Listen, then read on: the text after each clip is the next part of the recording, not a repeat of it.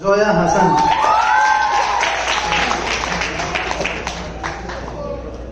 तृतीय पुरस्कार है अतीब अहमद।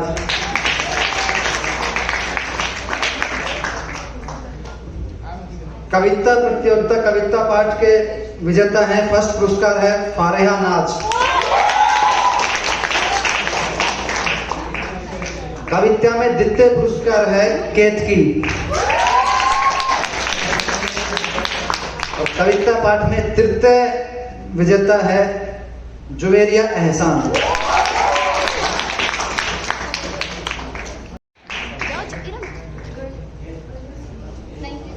अरे तुम लाइव उससे ले लो ना, फोन से लाइव ले लो ना, फोन उठाओ।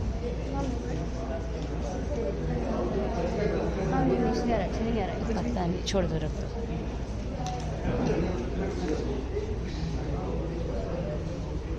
प्रश्न पूछे जाएंगे। टीम ए से मेरा क्वेश्चन है कि अंतालिया रीजन जो है वो किस कंट्री में पाया जाता है, किस कंट्री में सिचुएटेड है? Antalya region. In English we call it Anatolia. Is it negative marking for this? No, right? I should not answer this. Turkey. Okay. It is Turkey. Correct answer.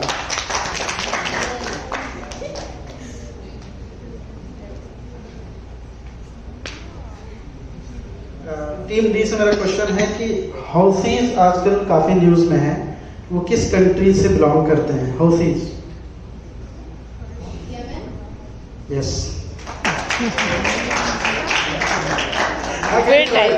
Again time. जी sir. धूल को मेरा प्रणाम, धूल के कण कण को मेरा प्रणाम, कण में बसे अणु और परमाणु को भी मेरा प्रणाम। तो कुल मिलाकर सभी मेरा वाईफाई प्रणाम स्वीकार कर लीजिएगा। आज मैं ओम व्यास जी की एक हास्य कविता प्रस्तुत करने जा रही हूँ, जिसका शीर्षक है मजा ही कुछ और है। दांतों से नाखून काटने का, छोटों को जबरदस्ती डांटने का, मूंगफली के ठेले से मूंगफली चखने का, कुर्सी पर बैठ के कान में पेन डालने का, और बस की सीट से स्पंज निकालने का मजा ही कुछ और है, मजा ही कुछ और है। एक ही खूंटी पर ढेर सारे कपड़े टांगने का, नए साल पर दुकानदार से कैलेंडर मांगने का, चलती रेल में चढ़ने का, दूसरों की चिट्ठियां पढ़ने का, मांगे हुए स्कूटर को तेज भगाने का, और खुद को नींद न आने पर पत्नी को जगाने का मजा ही कुछ और है, मजा ही कुछ और है। चोरी से फल फूल तोड़ने का, खराब ट्यूबलाइट और मटके को फोड़ने का, पड़ोसन को घूर घूर के देखने का, अपना कचरा दूसरों के सामने फेंकने का, बाथरूम में बेसुरा गाने का, और थूक से टिकट चिपकाने का मजा ही कुछ और है, मजा ही कुछ और है। ऑफिस में लेट आने का, फाइल को जबरदस्ती दबाने का, चाट वाले से फोकट की चटनी डलवाने का। अरे ये बहन जी तो ऐसी खुश हो रही है जैसे कि इन्हीं की जीवनी बोल रही हूँ मैं। तो चाट वाले से फोकट की चटनी डलवाने का, बारात में प्रेस किए हुए कपड़ों पर फिर से प्रेस करवाने का, सुनिएगा, ससुराल में साले से पान मंगवाने का, और साली की पीठ पे ढोल जमाने का मजा ही कुछ और है, मजा ही कुछ और है ना दोस्तों? सही कह रही हूँ ना मैं? हाँ। तो दोस्तों, श्रोताओं को भी कविता सुनाने का मजा ही कुछ और आता है, पर मेरा दिल तब रोता है जब मजे के लिए शब्द अपने अर्थ खो जाते हैं, और कुछ लोग तो बैठे बैठे ही सो जाते हैं। तो दोस्तों, अगर आप जीवित और जागृत हैं तो प्रमाण बताइए। कविता खत्म करती हूँ, तालियां बजाइए, तालियां बजाइए। आज मैं आपके सामने एक कविता प्रस्तुत करने जा रही हूँ, जिसका नाम है खूनी हस्ताक्षर। इसके लेखक है श्रीमान गोपाल प्रसाद व्यास। तो आइए शुरू करें। वो खून कहो कि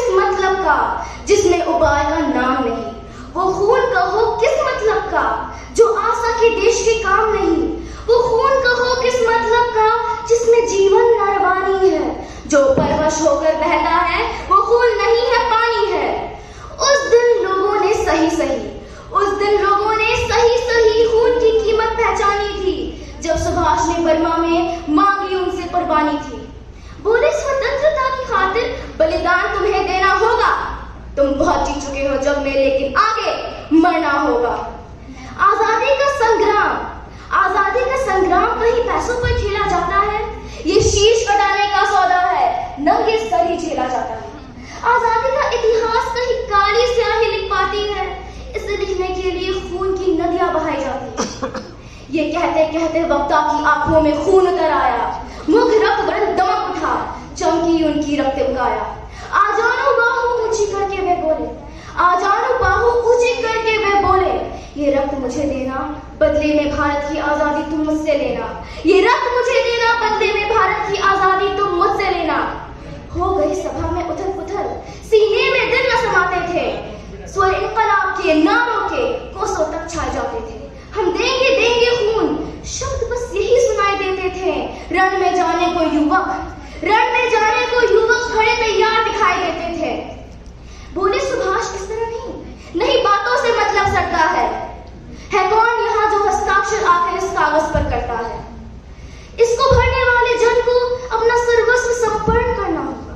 अपना तन मन धन जन जीवन भारत माता को अर्पण करना होगा। पर यह साधारण पत्र नहीं, आजादी का परवाना है। इस पर तुमको अपने तन का कुछ वल रक्त गिराना है। वे आगे आए जिसके तन में भारतीय खून बहता हो। वे आगे आए जो खुद को हिंदुस्तानी कहता हो। वे आगे आए जो इस कागज पर खूनी हस्ताक्षर करता हो। मैं कफन बढ़ाता हूँ, आए तो इसको हंस कर लेता हो। सारी जनता हुंकार उठी, हम आते हैं भारत माता के चरणों में, ये लो हम अपना रक्त चढ़ाते हैं। साहस से बढ़े युवक उस दिन देखा कि बढ़ते ही जाते हैं। चाकू छुरी कटारियों से वे अपना रक्त गिराते थे। फिर उसी रक्त की स्याही में वे अपनी कलम दबाते थे, आजादी के परवाने पर हस्ताक्षर करके जाते थे। फिर उसी रक्त की स्याही में वो अपनी कलम दबाते थे, आजादी के परवाने पर हस्ताक्षर करके जाते थे। उस दिन तारों ने देखा एक हिंदुस्तानी विश्वास नया। जब लिखा महारणवीरों ने खून से अपना इतिहास नया। धन्यवाद। हिंदी दिवस की हार्दिक शुभकामनाएं। इस शुभ अवसर पर मैं आपके सामने हरिवंश राय बच्चन जी की एक कविता प्रस्तुत करने जा रही हूँ।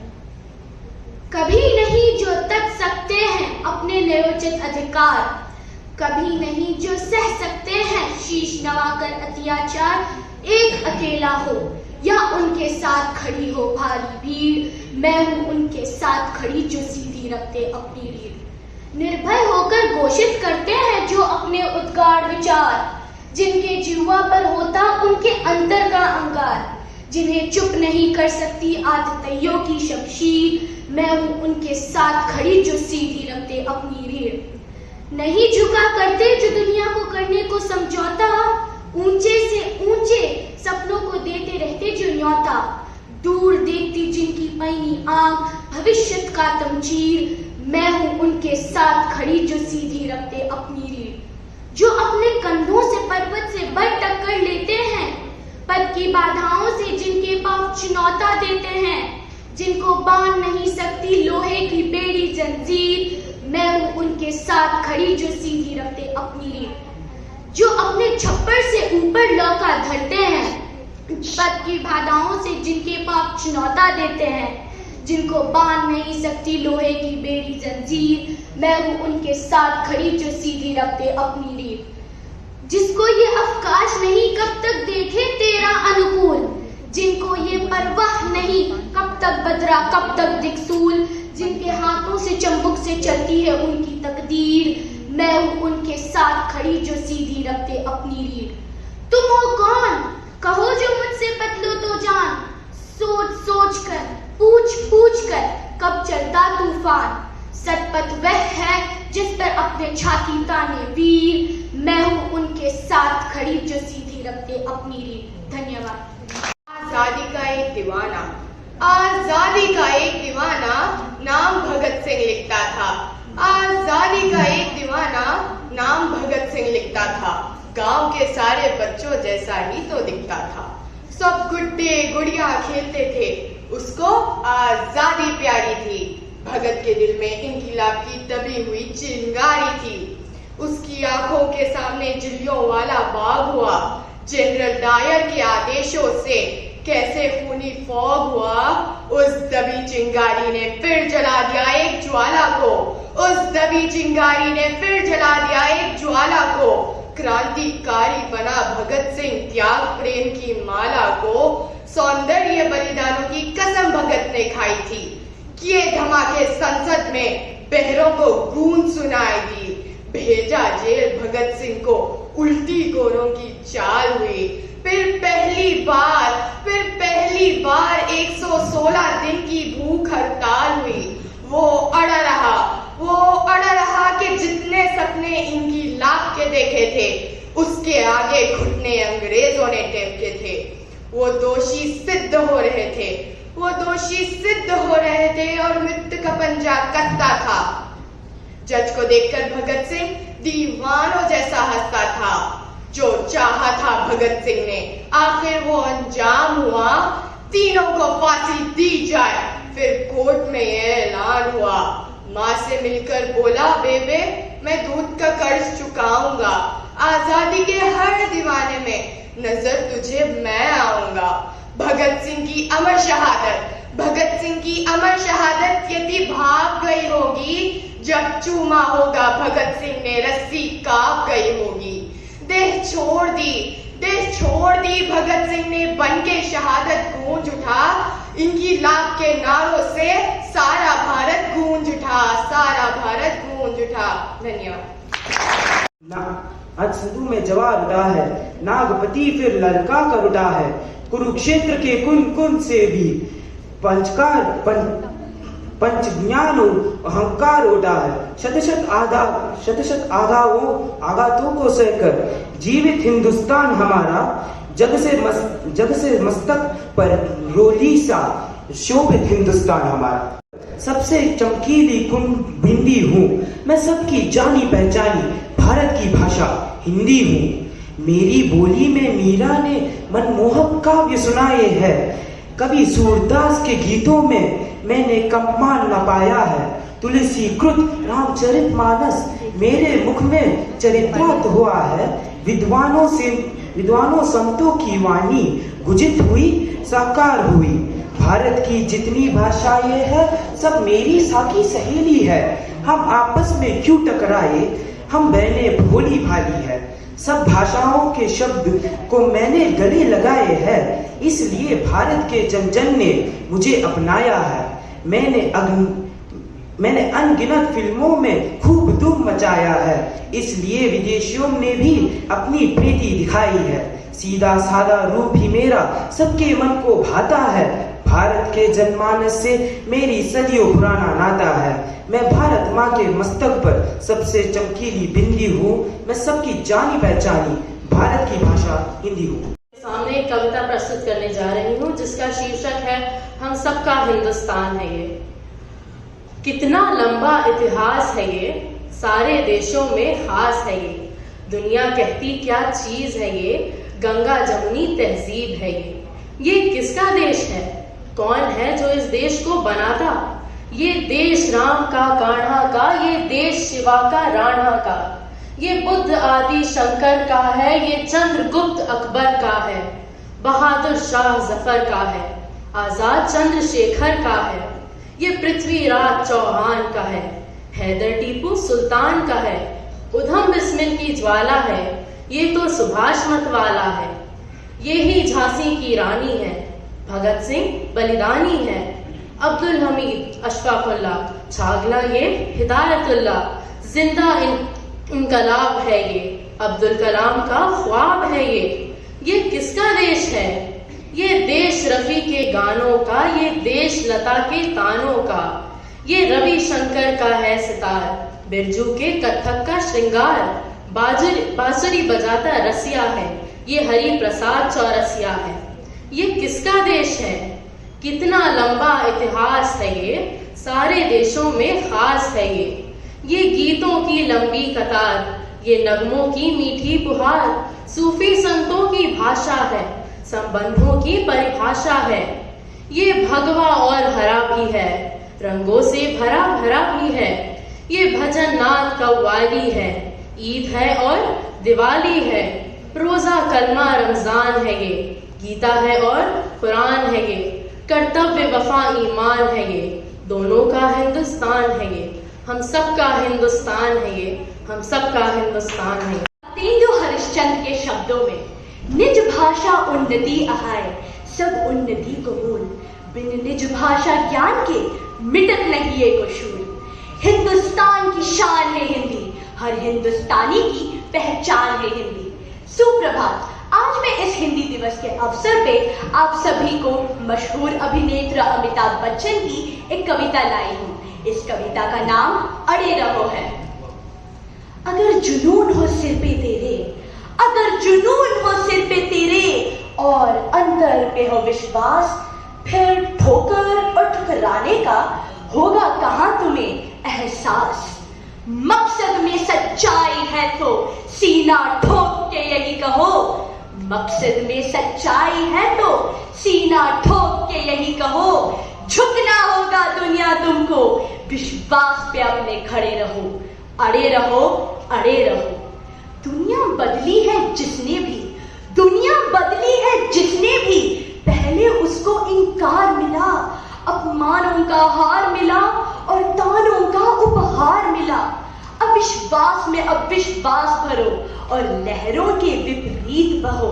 हाथों में विजय मशाल लिए विश्वास पे अपने खड़े रहो, विश्वास पे अपने खड़े रहो। अड़े रहो, अड़े रहो।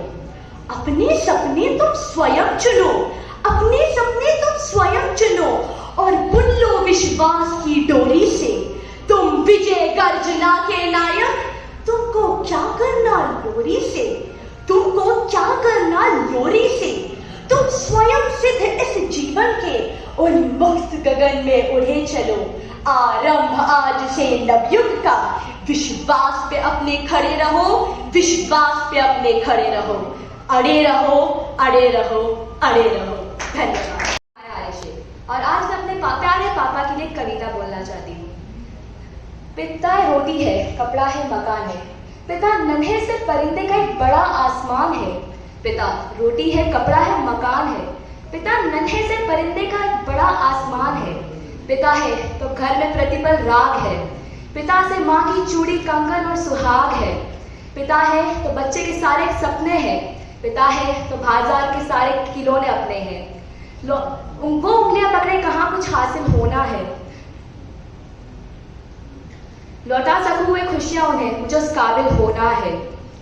लूट जाए सब कुछ बस पापा को नहीं खोना है। एक खिलौना मांगती थी तो पापा खिलौनों से कमरा भर जाते थे, पर पता नहीं क्यों पापा कहीं दिन ऑफिस पैदल ही क्यों जाते थे। एक पसंद का कपड़ा मांग लिया तो पता है पापा ने लिफाफे में कपड़े के साथ एक सुंदर सा गहना दिया, पर पता नहीं क्यों पापा ने उस ईद पर पुराना ही कुर्ता क्यों पहना था। पापा थोड़ी ना है वो, जादूगर है मेरे, जो एक मांगो तो 1000 दे जाते हैं। जीवन भर फर्ज निभाते हैं लेकिन अपने सारे सुख ही भूल जाते हैं। घर की एक एक ईंट में शामिल है उनका खून पसीना। ये मत भूलो दोस्त कि माँ बाप से बढ़कर कोई भगवान नहीं होता है। धन्यवाद।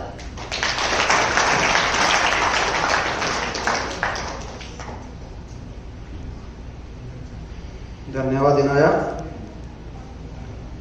हम अगली छात्रा फारिहा नाज को कविता पाठ के लिए आमंत्रित करता हूँ। तालियां वाले भारतीय दूतावास के महावाणिज्य श्रीमान मोहम्मद शाहिद आलम जी और इस सभागार में उपस्थित सभी सम्मानित सदस्यों को मेरा नमस्कार। आप सबको विश्व हिंदी दिवस की हार्दिक शुभकामनाएं। आप सबको ज्ञात होगा कि विश्व हिंदी दिवस 1975 में नागपुर में हुए पहले विश्व हिंदी सम्मेलन की याद में हर साल 10 जनवरी को मनाया जाता है। परंतु इसका असली महत्व क्या है? ऐसे समय में जब हम विदेश में बड़े हो रहे हैं और अपनी संस्कृति से धीरे धीरे विश्व हिंदी दिवस का दिन हमें अपनी जड़ भारत से पुनः जोड़ता है। क्यों? अपनी राष्ट्रभाषा हिंदी के नहीं, इतिहास डरो के नहीं, बारे उसको में भेज, जानने मेरे का पास भेजो। ये सबसे आगे आसान भेजो मेरे पास। तरीका है। हिंदी एक ऐसी भाषा जिससे लोग अपने मन और दिल के बात को सुंदरता से अभिव्यक्त कर सकते हैं। भारत के आकर्षक इतिहास की एक सुंदर भाषा, एक ऐसी भाषा जो पूरे देश को जोड़ती है। हम भारतीयों की पहचान, जिससे मैं आपको समझ सकती हूँ और आप मुझे। फिर क्यों लोगों को हिंदी बोलने में शर्मिंदगी होती है? निज भाषा निज भाव न भूले, निज भूषा निज वेश न भूले।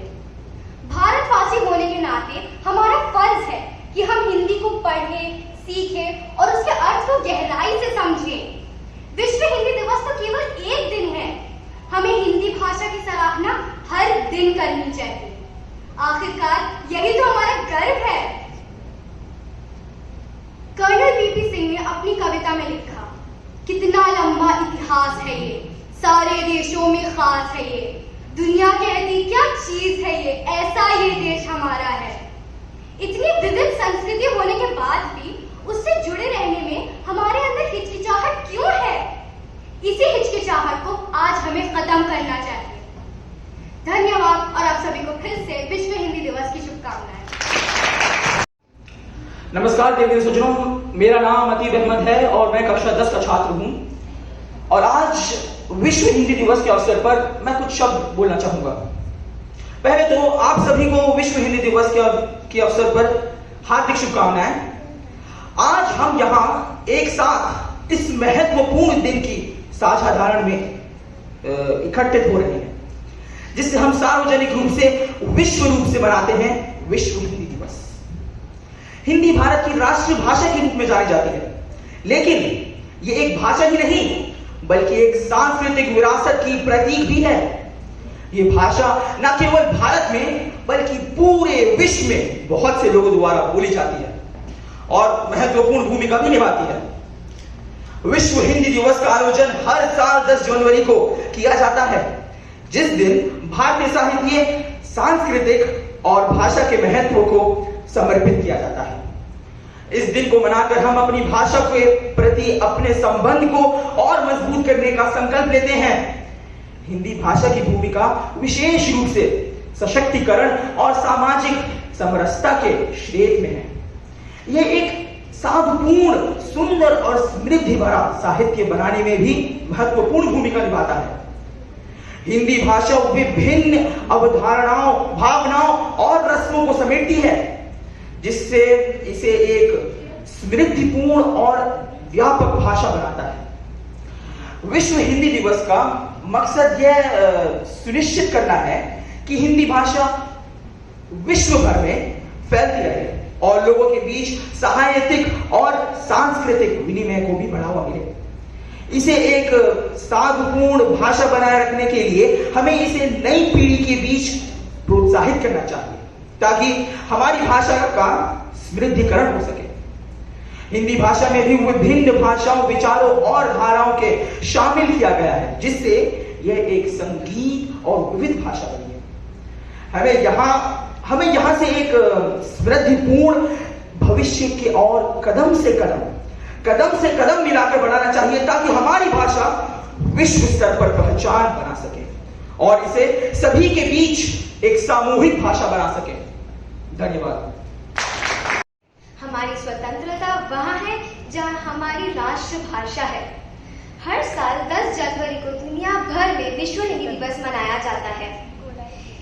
इस दिन को विश्व हिंदी दिवस इसलिए चुनी गई है क्योंकि इसी दिन हिंदी को भारत के गणराज्य आधिकारिकों में चुनी गई थी।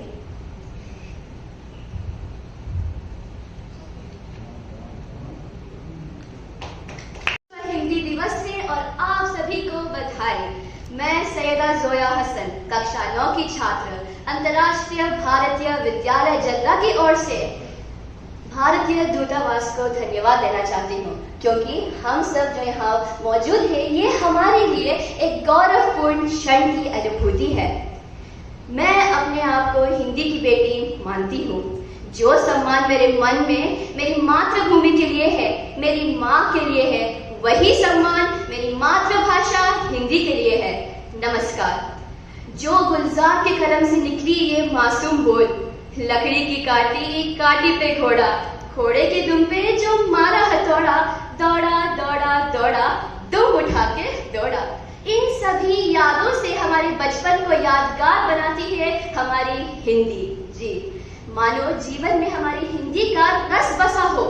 सहवाग जाफरी कहती है, मैं वो भाषा हूँ जिसमें तुम हंस गाते हंसते हो, मैं वह भाषा हूँ जिसमें तुम अपने सुख दुख रचते हो, मैं वह भाषा हूँ जिसमें तुम अपनी कथा सुनाते हो, और मैं वह भाषा हूँ जिसमें तुम भाव नदी के अमृत को पीते हो। अयोध्या से उपाध्याय हरियोध ने हिंदी में इतनी सुंदर लिखी गई है। हिंदी सभी की मातृभाषा तो नहीं, लेकिन राष्ट्रभाषा के रूप में हम सबको एकता के सूत्र में पिरोने का सराहनीय प्रयास की है। तो अंत में मैं यह कहना चाहती हूँ कि सारे देश की आशा है, हिंदी अपनी भाषा है।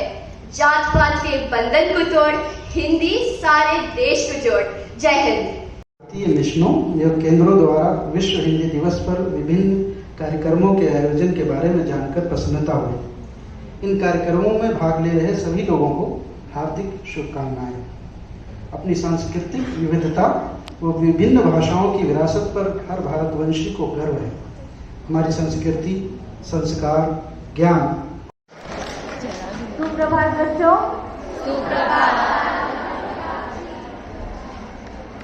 मैं भारतेंदु हरिश्चंद्र की पंक्ति से शुरू करना चाहूँगी।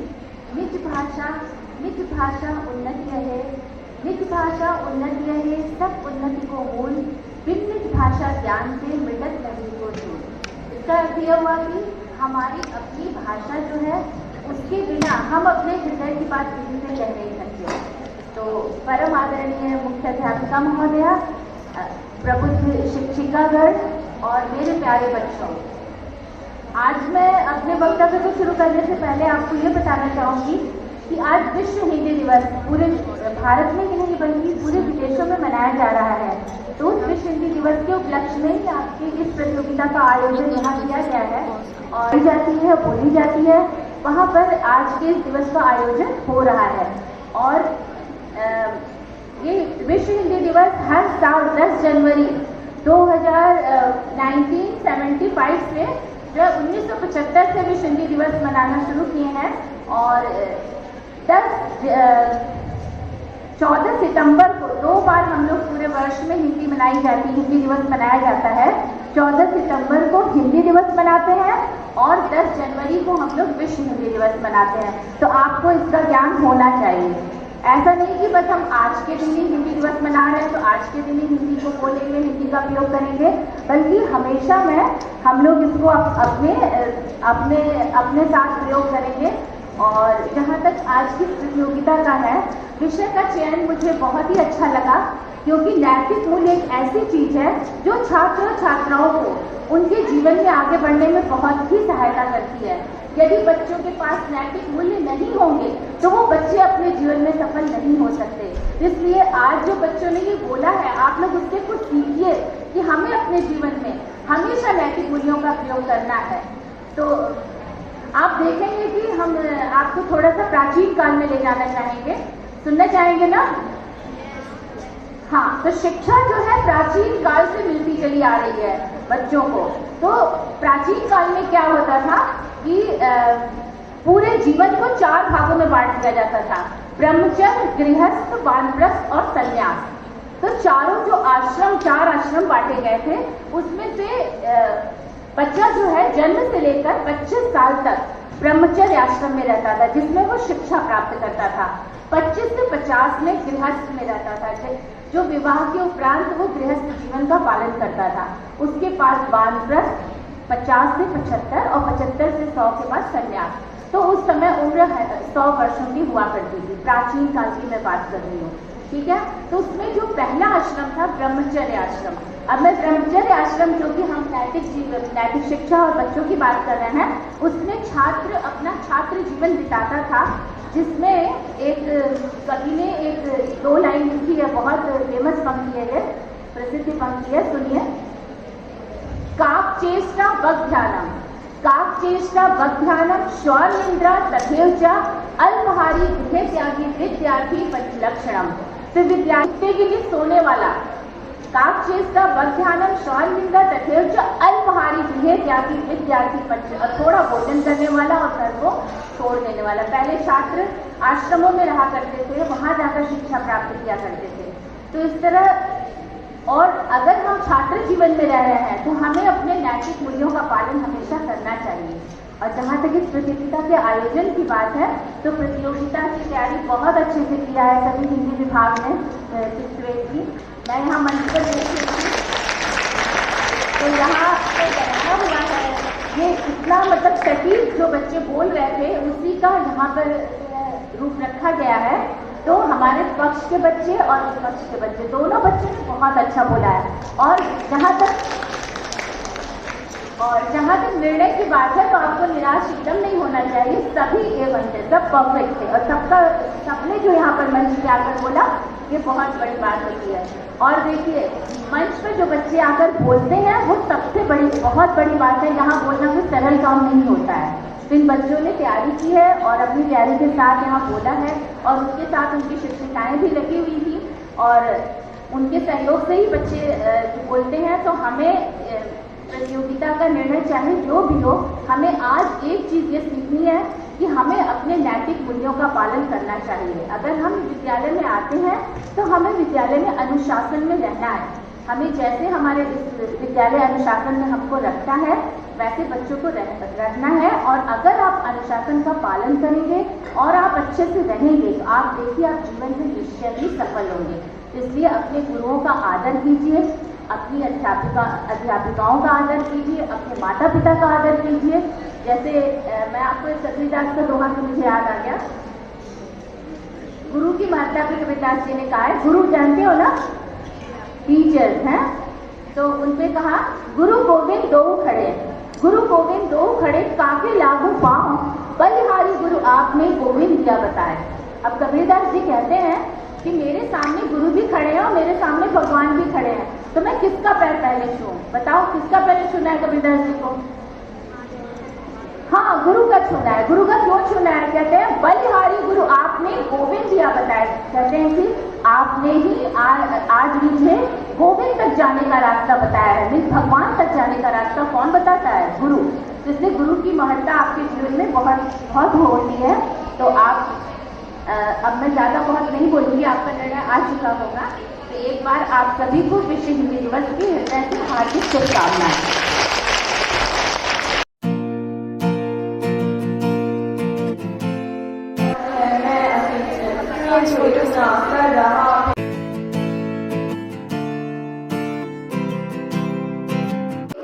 वही सम्मान राष्ट्रभाषा हिंदी के लिए है। नमस्कार। सच्चाई है तो सीना ठोक के नहीं कहो, मतलब ये सच्चाई।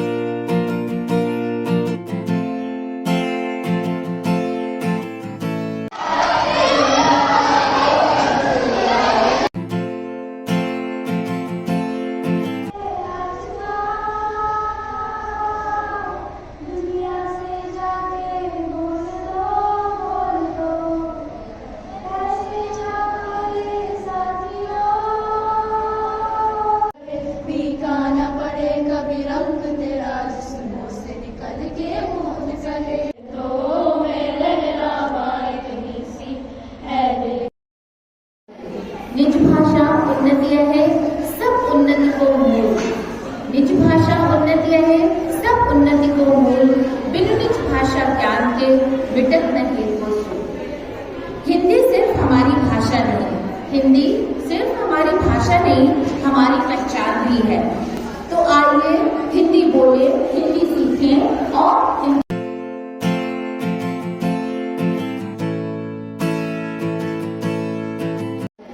निज भाषा उन्नति है, सब उन्नति को मूल। निज भाषा उन्नति है, सब उन्नति को मूल। बिनु निज भाषा ज्ञान के विटत नहीं को सूल। हिंदी सिर्फ हमारी भाषा भाषा नहीं, हिंदी सिर्फ हमारी भाषा नहीं, हमारी पहचान भी है। तो आइए हिंदी